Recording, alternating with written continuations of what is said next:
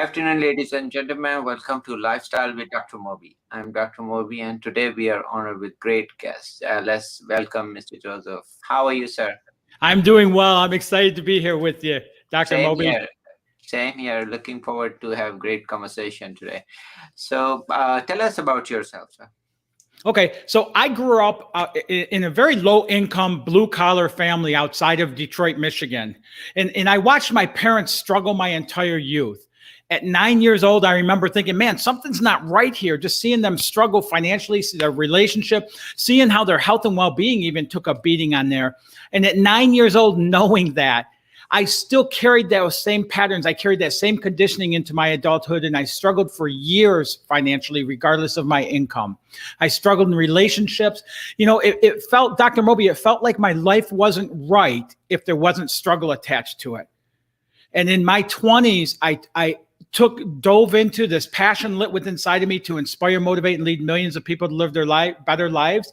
And I dove into that, and I've spent my entire adult life learning, growing, expanding, you know, different certifications, schooling and such to grow into learning how to live a better life. And today I get to help other people do that. Mm-hmm.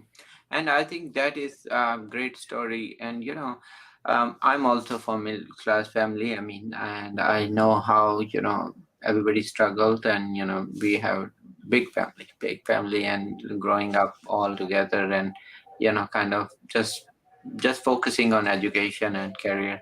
So I think Yeah. it's so tell me a little bit about how was it growing up as a middle class family. Sure. Like I said, growing up, you know, they always took care of us and stuff. But I remember family members bringing bags of groceries over. And my mom and dad both worked full time. My dad worked as a heavy equipment operator, just beating his body up with as many hours as he could work. And my mom started out as a court reporter. She was a dictator for a court reporter. So she would spend all night typing and dictating the transcripts over and such. And like, you know, she would start working when we went to bed and end when we got up in the morning to go to school, you know, and I watched them live like that for years. And even with that, like I had a good childhood. There was 5 of us kids and stuff, and we got to do a lot. We went camping in a pop-up camper and so they always did things with us, but just, I always felt bad for them struggling like that. And I thought when I started making friends with other kids, and I would see how they lived and they didn't live in that struggle, I thought that they were lucky or they were fortunate and there was something wrong with us. We were, you know, raised, you know, we were from the wrong side of the track or things like that. For a long time in my life, I thought like that, you know, and there was always a reason why there wasn't enough for us. And that's where I come from. Mm-hmm.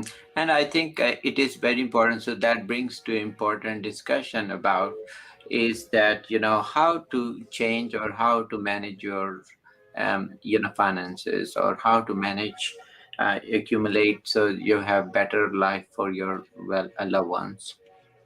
Yeah, and it started out when I was, I think, 23 years old, somewhere around there, is I listened to a Jack Boland. I don't know if you're familiar with him. He was a head minister at a huge, one of the largest Unity churches in Warren, Michigan.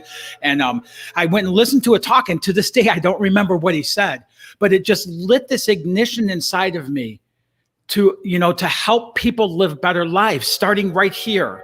You know, but at the same time, I grew up with the conditioning that a man gets a job and supports a family and hopefully lives long enough to enjoy some retirement. So along with this whole side of my life, I also bought into that conditioning hook, line, and sinker all the way up to a vice president of sales, specializing in helping companies that were in or going into bankruptcy to come out that other side profitable.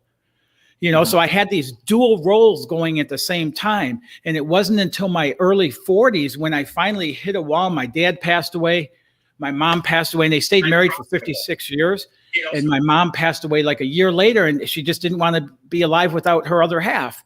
And I found myself like an orphan. And I remember thinking, man, this isn't my passion. It's not my purpose. You know, I had already invested hundreds of thousands of dollars into different certifications, into different programs, into different coaches and things like that throughout that first 2 decades of my adult life, you know?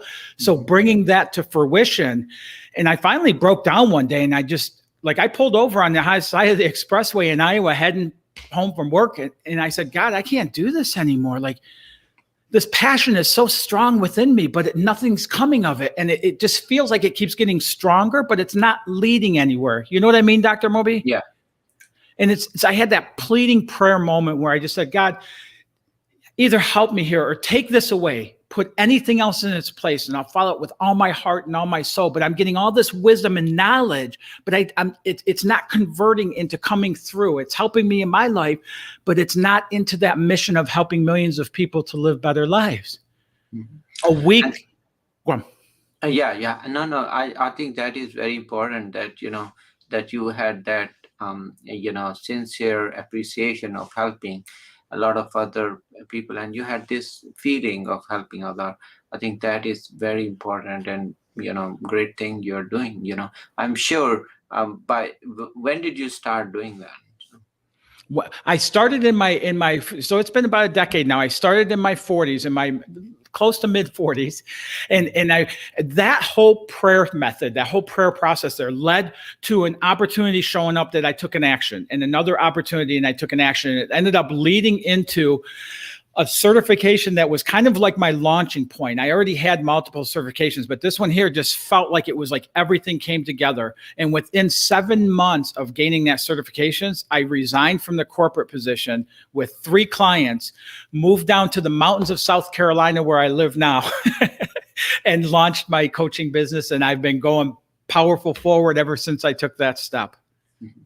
And one Okay. of the big things I do today is I help people to not only come up with like the vision of what that desire is for them, that they want to be, do, have, create, experience in their life, but then get the momentum going, get out of the way, shift the paradigms, patterns, all of the stuff that holds us back, and move into bringing that into fruition in their life.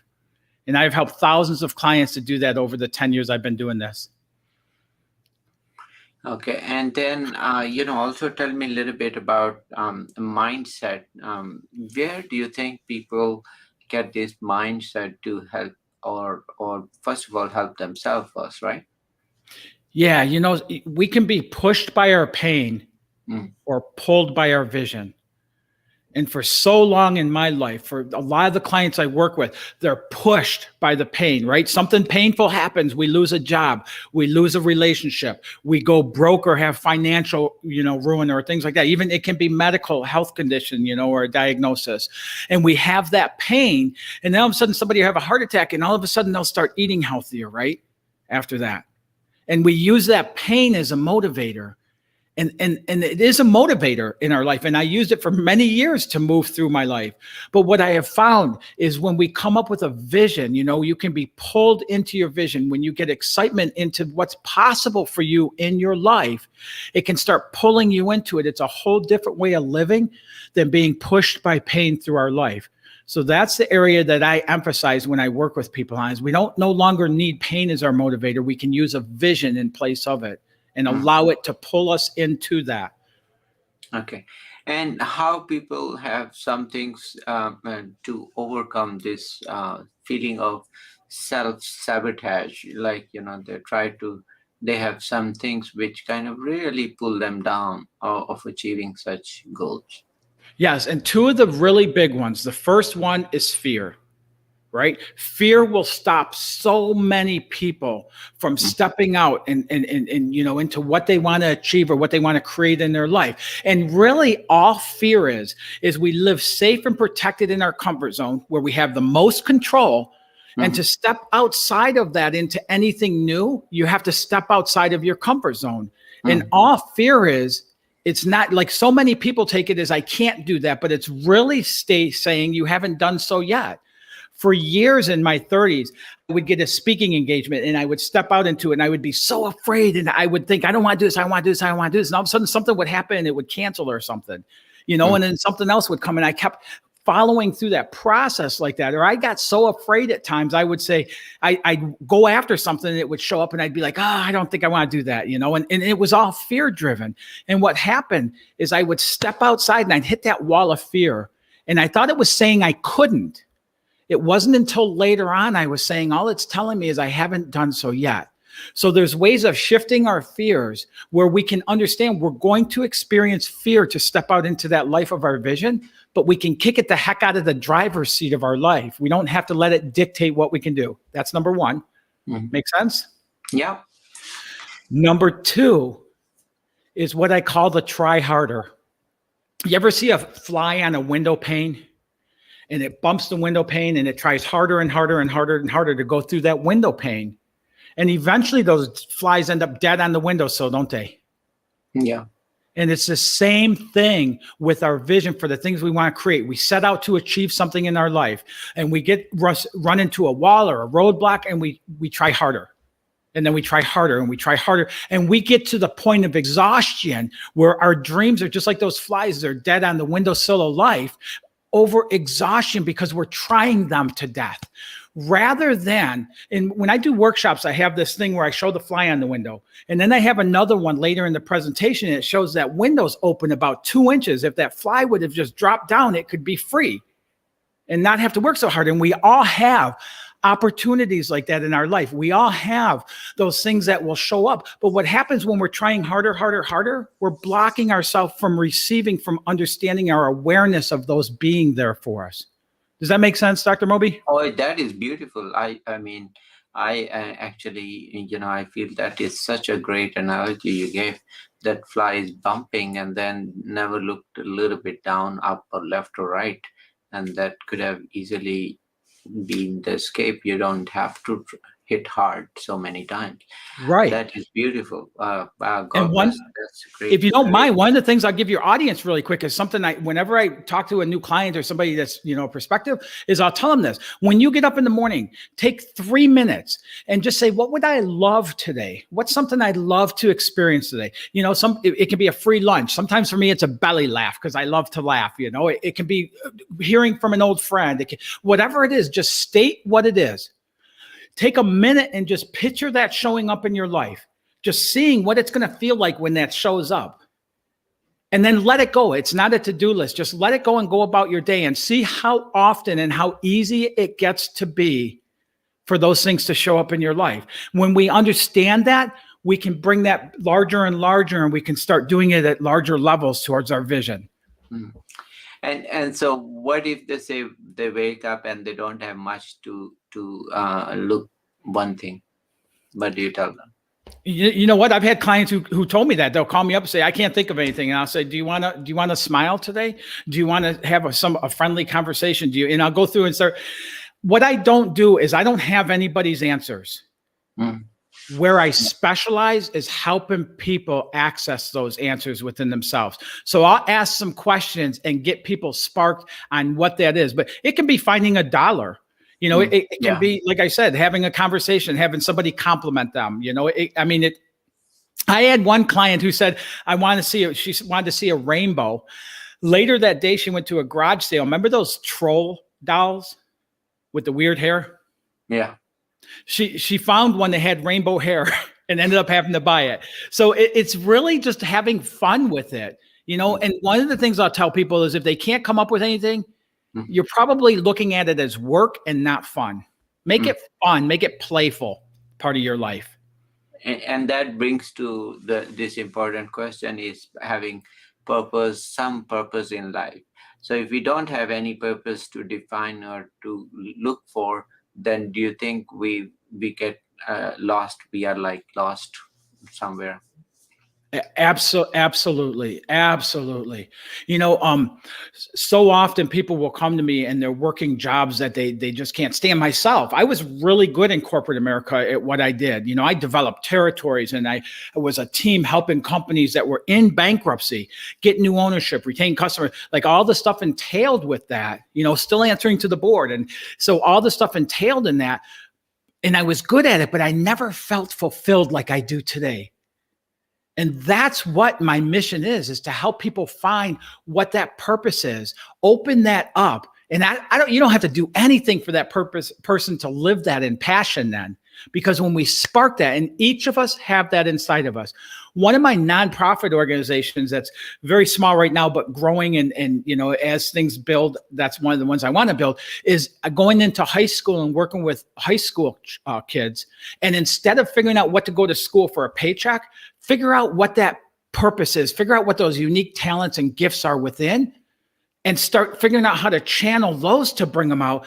Man, I'm in my 50s right now doing this and loving it. Think about somebody who comes out of school and they move into doing that at 20 years old, the impact that they can have on this world in whatever it is that they're doing.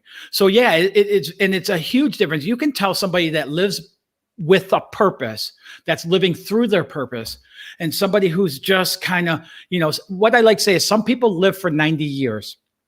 Other people live 1 year 90 times, and they just keep repeating those same patterns year after year after year, that they never move toward opening up what's available to them. Because that's the other side. If you're not living with purpose, you're living on scraps of what's truly available for you in your life.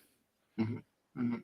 And that is a beautiful thought because, that really, our mind is very complex, but it drives energy pretty much from positivity as well as negative energy too. But positive tends to really spread very fast. So it's like smiles, if you have smiles and Yeah. joy, happiness, it really is very infectious if you want to spread it. If you don't want to spread, unfortunately, also the bad negative energy also is kind of, because it's a reception type. It is a round structure brain, kind of round. Absolutely. So it kind of gets input from everywhere and it centralizes. So, and that can also do for negative. But good news is if you have the positivity, it really kind of lights up a lot of areas in the brain, which is, I think, it is meant to be that it lights up your all senses. But if you are sad or depressed, it focus kind of some, or it's like Yeah. centered more, which is good. So if we are happy, we see all colors, we listen to all birds, we listen to all music, we can sense all that. But if we are sad, of course, we'll not appreciate anything. So Yes. And that's how there's it. some medical conditions for sadness, right? Yeah. But outside of that, there's just a conditioning within sadness. By nature, Mm. we're smilers. But one of the things that it took me a while to get, and I work with my clients on, is to spend more time being a human being than a human doing. Mm. Because people spend so much of their life doing and doing and doing, and they have lists upon lists upon lists. For my business people I work with, because I work with individuals, corporations, groups, all of that. So when I'm working with a corporate group, I will put aside all the to-do lists. I do 90-day goals, but they're not based on to-dos. They're based on a vision of what you want in 90 days. What do you want to see show up? And it has a whole different kind of power and energy to it. I loved what you said about like a light, because it's so much more illuminating when people are living in with purpose and excited about what they're doing in their life. Mhm. And also tell me a little bit about what have you found hardest to deal with so far, like when you are telling people or giving lectures or. I would say one of the one of the areas that can really get challenging is in shifting, not so much the shifting of paradigms, but getting people to understand it, because we have this conditioning that we're not responsible for, because we didn't come out of, we weren't born and check which kind of conditioning we got, right? So Mm. we just got the conditioning we got. And it's not even the people's fault who gave us the conditioning, because they did the best they could do. But, if you're raised by my parents versus raised by Donald Trump's parents, you're going to have a whole different type of conditioning to you, right? Yeah. So that's kind of what I mean. So it's not our fault, but so often people are so embedded into those, it's hard for them to see outside of them. So I'll even do things, Dr. Moby. I had a client of mine who could not see his conditioning. He could not see that in his life. So I told him, I said, when you shower, I want you to lather the shampoo 15 times and stop. Mhm. No matter what, I don't know what you normally do, but 15 times and then you stop. I want you to count them. And he called me up the next day and he was kidding, but he was cussing at me. And he said, oh my God, I never knew. But when we look at the conditions, when we look at the things we do over and over and over and over, we do them without even thinking. Wallace Wattles has a quote I love. He said that thinking is the hardest work in the world. And that's why most people don't do it. Ah, And that's good. I always chuckle at that, but if you really break that down, people Mm. that continually day, week, month, year after year go to the same job that they can't stand rather than figuring out something different, That's living that you can't be thinking and doing that. You have to be living on that conditioning. People that go home every night to a relationship that they know is not fulfilling to them, and they're not doing anything to get more fulfillment out of that relationship. They turn off the thinking mind. When we start thinking, it causes us to bring up those desires that make us step outside of our comfort zone, and we're going to have to face our fears. And when I can get clients to understand that, and we start with small things, but my programs are a 12-week program. I only coach 7 people a month one-on-one. I'm not somebody who herds 50, 100, 150 people at a time through my programs and such, because I want to make sure each person I work with gets the commitment and dedication that they deserve to bring about those changes. So when we walk through this, we start out small, but in a 12-week program, I have had clients who have left their career and started a new career. I have a client who her vision was to get a short bus, convert it to a hair salon, go to industrial parks and give haircuts. I've had university professors that have resigned from their position and have been living in a national park to national park for 2 years now, blogging, making some money doing that, and loving their life. So it's really anything we can visualize is possible for us. It's just stepping past, knowing fear is going to be associated with that. And I always say, once your mind is on right direction, it can take time, but if the direction is correct, then you will reach that destination. If the direction is wrong, you will still reach, but way off the target. That's the only thing, So, choice is yours. And so if you correct your direction, and if you have define your goals or things, purpose, like you said, have some kind of purpose in life, then your direction of mind will be straight. It knows how to get there. But you have to figure out, you have to be on correct route. It's very, very important. So purpose is very important. Don't worry about how your brain figures out what things you get lucky or not. So it will find its way. But Absolutely. Have persistence, have that fire inside that you want to reach there, and the rest is what we call history. So it will happen. Absolutely correct. And one of the ways I help people with that, and it's a big part of mindset, is, when I'm doing a live workshop, I'll ask the audience, how many of you would ever speak to another person the way you talk to yourself?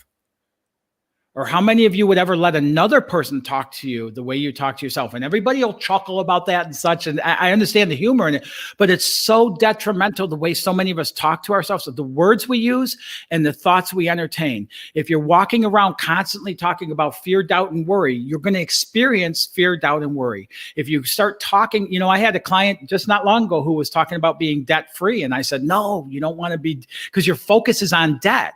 And I walked him through from 2014 up to current, and every year he's focused on getting out of debt, and every year his debt has accumulated greater. We want to focus on is building wealth. We want to focus on living in freedom. We want to focus on living through our passion and purpose in our life.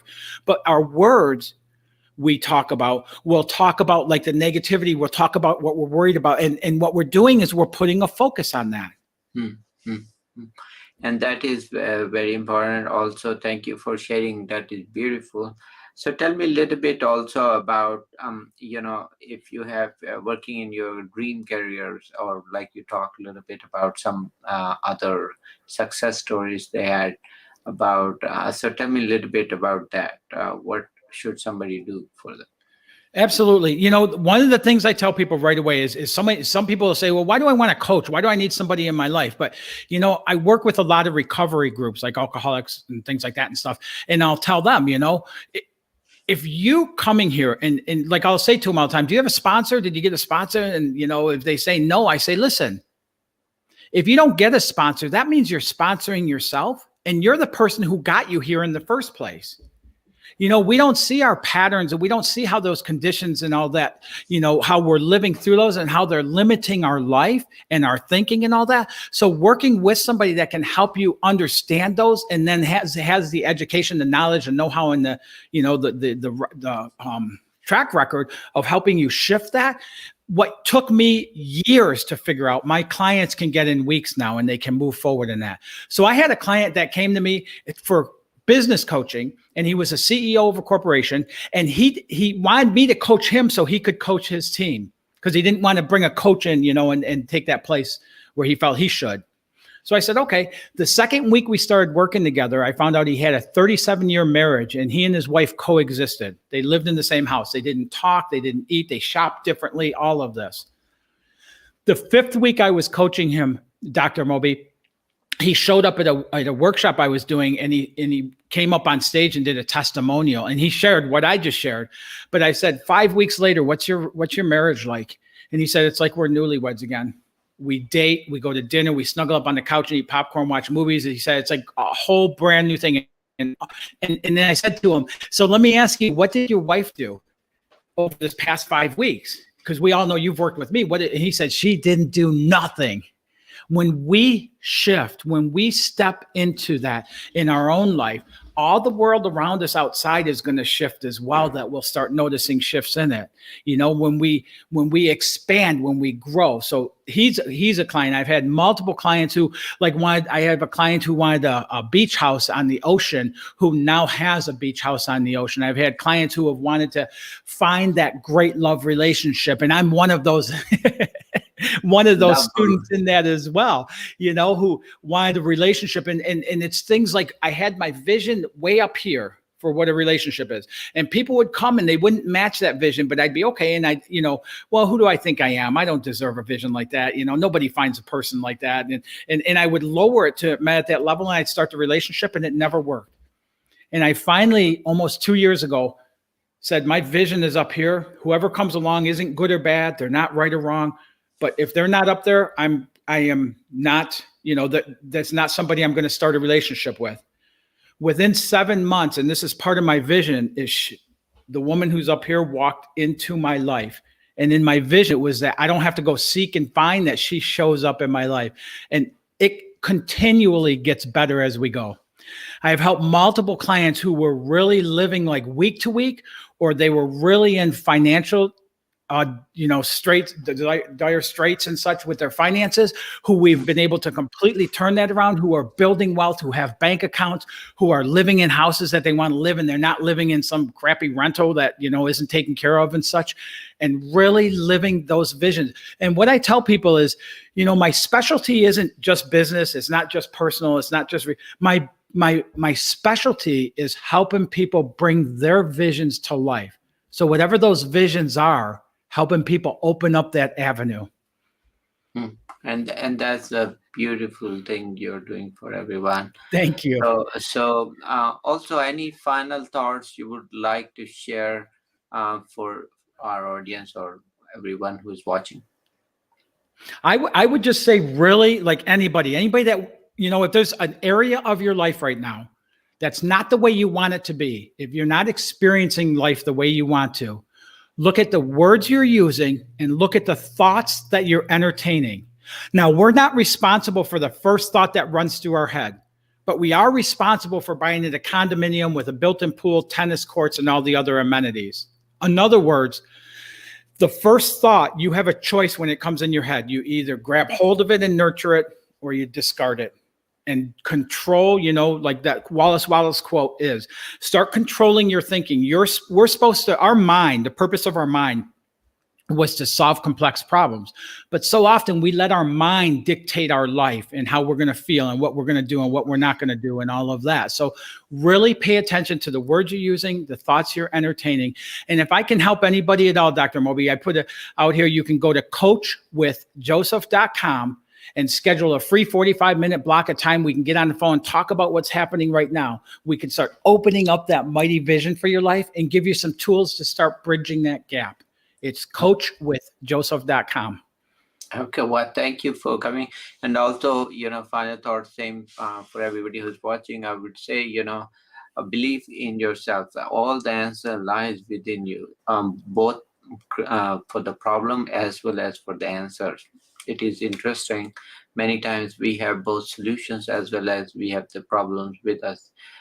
It's just we have to look left, right, up, down, and you will find it, or look inside.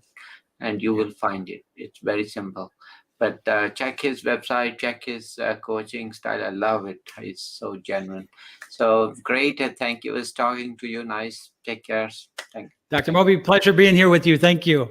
thank you, sir.